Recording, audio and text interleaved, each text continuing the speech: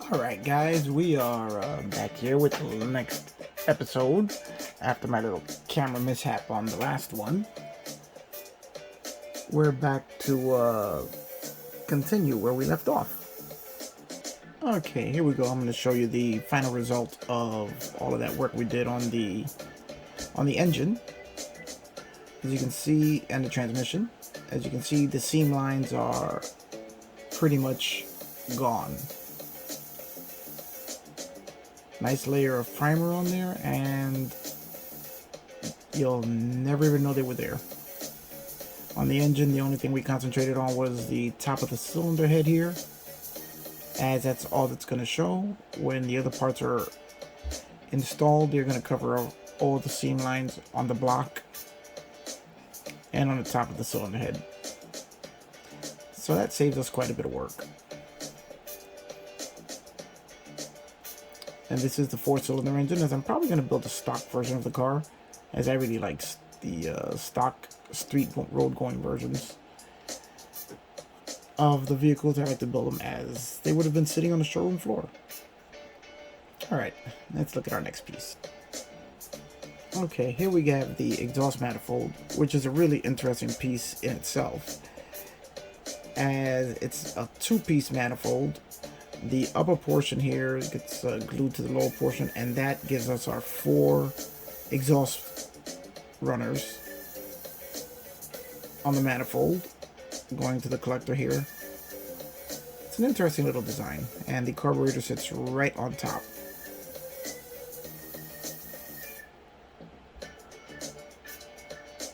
Now, when you put it together, just make sure that the end of the manifold port rests against the flange here. It gives you a much more realistic appearance than if you have a gap there. As when we attach it to the block here, it's actually a pretty nice little intricate looking piece there. After the paint is applied, should look pretty neat. Still haven't decided what color to make the block. I'm leaning towards silver.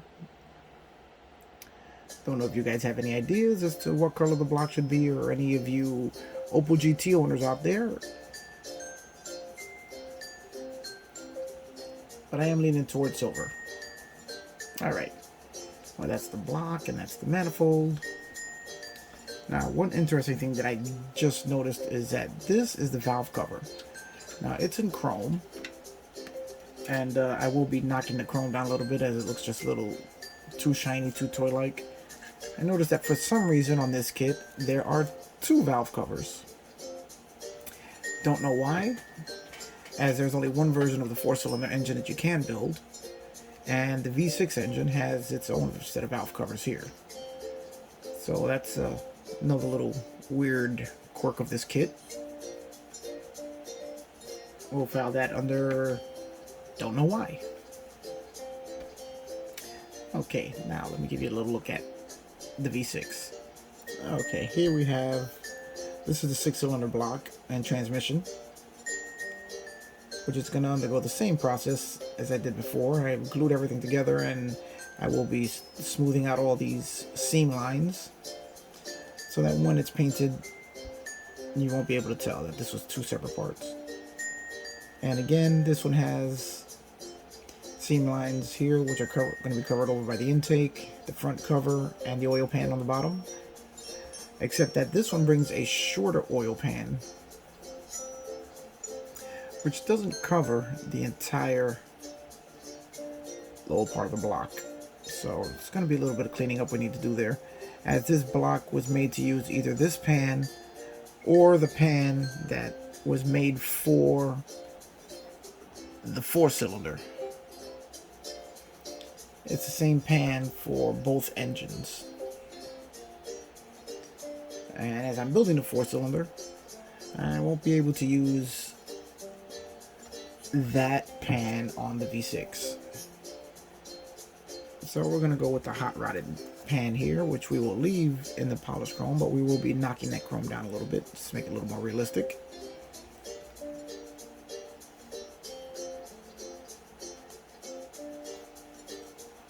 Now we're just working on the exhaust and the rear suspension. It's a very simple one-piece design. As far as I know, it's only one piece. I haven't gone that far ahead yet, but I am cleaning up all the mold lines using the same process, just scraping them down, then a little bit of sanding to smooth everything out, and that gets rid of the mold lines and gives us our round exhaust tubing. Now, I did see one of the other modelers who built this. I think it was, I forget who. I'll have to look that up when I get to this point. He made Coil Springs, which is probably what I'm going to do. I did the same thing on the Starsky and Hutch build, where I made coil springs for the front and rear suspension. So, I'm adding a little bit of detail to that.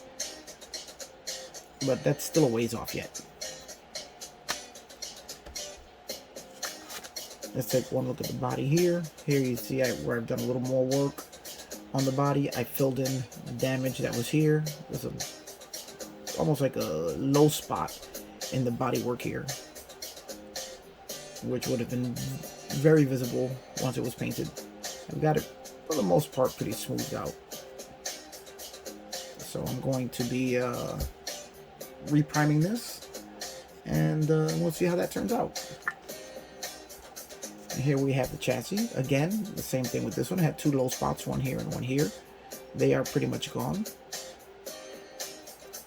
I used Perfect Plastic Putty, which is a great putty. I really like it a lot, as it's water soluble, so it's easy to clean up, easy to use. The only downside I have seen of it is that if you do wet it, it will pretty much melt away. So you can't wet sand it. I mean, I don't know if it just needs a longer time to cure, or if it's going to be remaining in that state all the permanently. As I've used it before, and once it's painted, it reacts the same as any other putty. But it is very easy to use, very simple, and I'm going to continue to use it. I recommend it. I like it. Alright, other than that, we have all pieces for our 6-cylinder, pieces for our 4-cylinder, and we will be getting into the paint booth tomorrow. Let me just give you guys another look at these are the panel lines, door panel lines, which I deepened. As you can see now, they actually look like the doors are a separate part of the car, almost as if you could just open them up, which is exactly what I was going for. Now, once I lay another layer of primer on here and put some color on it, they're going to look like real doors. At least I hope they are. But I'm very happy with the way that came out, especially where they blend into the body. Gonna have to clean this out a little bit. It has a little bit of schmutz in there from when I was applying the putty. It got into the seam there. But I'm gonna hope that they maintain this same look they have here. I'm very happy with the way those came out. Alright guys, that's going to be it for now. Just a short little video letting you know where I'm at. I will post links to everything that I use here, as you know, if you're curious about the products and you like them, give them a try. I only post the things that I actually use and like. You know, I would never recommend something that I haven't tried myself, or that I don't approve of. And